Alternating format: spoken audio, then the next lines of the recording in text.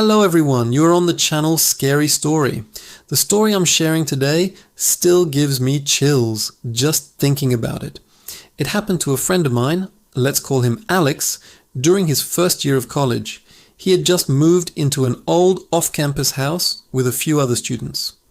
The rent was cheap, almost suspiciously so, but for broke college kids, it was a dream come true.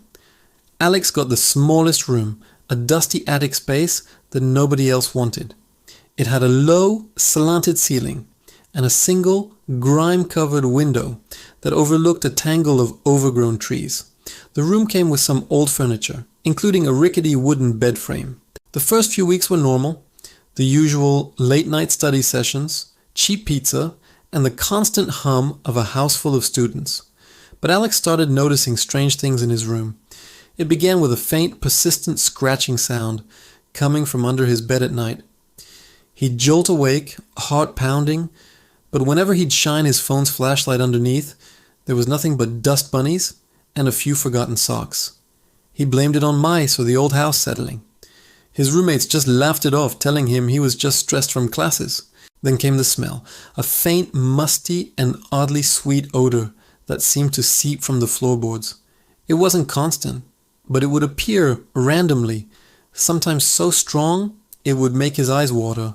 He bought air fresheners, he cleaned the room from top to bottom, but the smell always returned, clinging to his clothes and bedding. He started to dread going into his own room, often falling asleep on the living room couch just to avoid it.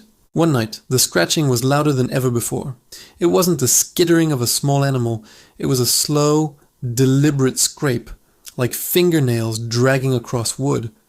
Terrified, but also fed up, Alex grabbed a hockey stick from his closet. He took a deep breath, knelt down, and jabbed the stick hard under the bed. There was a sickening thud, followed by a clatter, as if he'd hit something solid that then fell over. And then, silence. The scratching stopped. The silence was somehow worse. Alex's heart hammered against his ribs. He slowly pulled the stick back. Nothing was on it. For a few minutes he just knelt there, listening. When no other sound came, he cautiously peered under the bed again, his phone's light cutting through the darkness. At first he saw nothing unusual, but then his light caught something. Tucked way in the back corner, almost completely hidden by shadow, was a small, dark object. It looked like a piece of old, yellowed wood. Curiosity overriding his fear, he reached under and pulled it out. It wasn't wood. It was long and thin, with a strange knob at one end. As he turned it over in his hand, the horrifying realization washed over him. It was a bone, a human finger bone.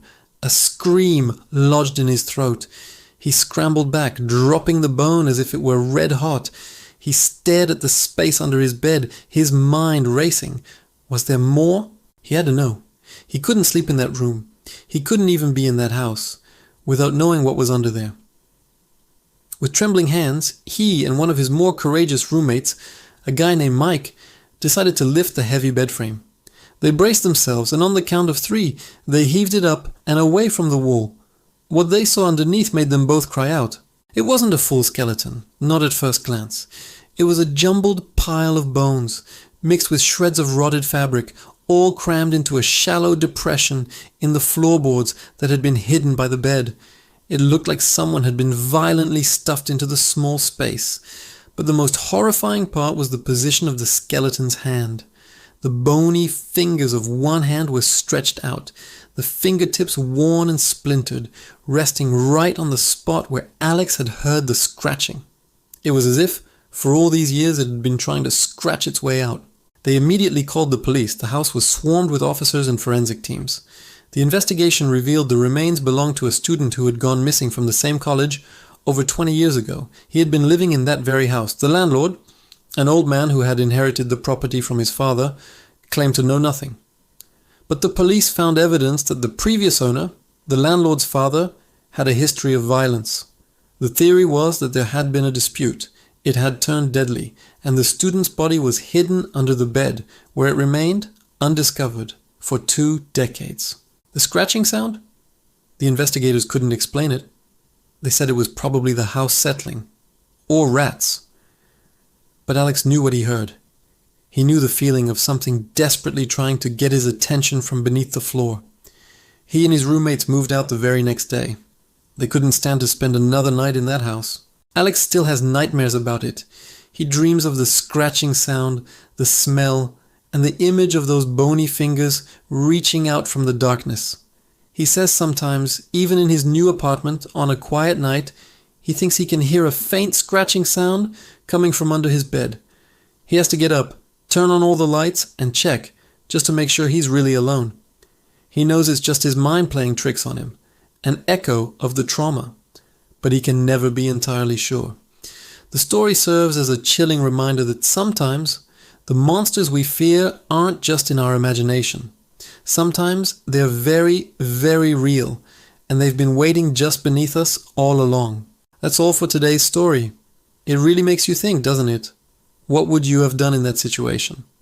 Let me know in the comments below. If you enjoyed this chilling tale, don't forget to hit that like button and subscribe to Scary Story for more content that will keep you up at night. Thanks for listening and sweet dreams.